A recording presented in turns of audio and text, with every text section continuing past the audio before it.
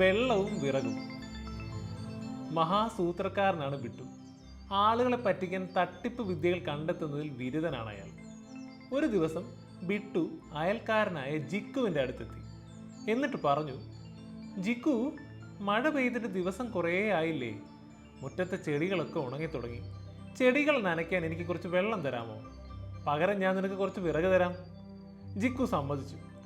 പാചകക്കാരനാണ് ജിക്കു. വിറക് എത്ര കിട്ടിയാലും സന്തോഷമേ ഉള്ളൂ. അങ്ങനെ ബിട്ടു ഒരു കെട്ട് വിറക് കൊടുത്തു. പകരം ജിക്കു വലിയൊരു വീപ്പ നിറയെ വെള്ളം ബിട്ടുവിനും കൊടുത്തു. 2 ദിവസം കഴിഞ്ഞ് ഒരു മഴ പെയ്തു.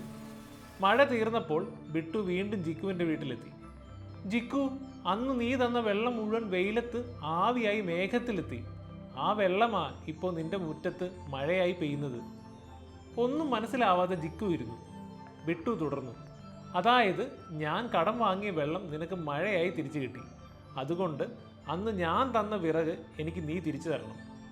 അത് കേട്ട ജിക്കു ആദ്യം ഒന്ന് ഞെട്ടി. പക്ഷെ പെട്ടെന്ന് അയാൾക്കൊരു സൂത്രം തോന്നി. ജിക്കു വീടിനകത്തേക്ക് പോയി. അല്പം കഴിഞ്ഞ് ഒരു പൊതിയുമായി തിരിച്ചെത്തി.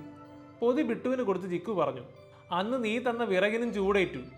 ആ ചൂടിൽ വിറകെല്ലാം കത്തി ചാരമായിപ്പോയി. ആ ചാരമാണിത്. ഇപ്പോൾ കടം വീടിയല്ലോ.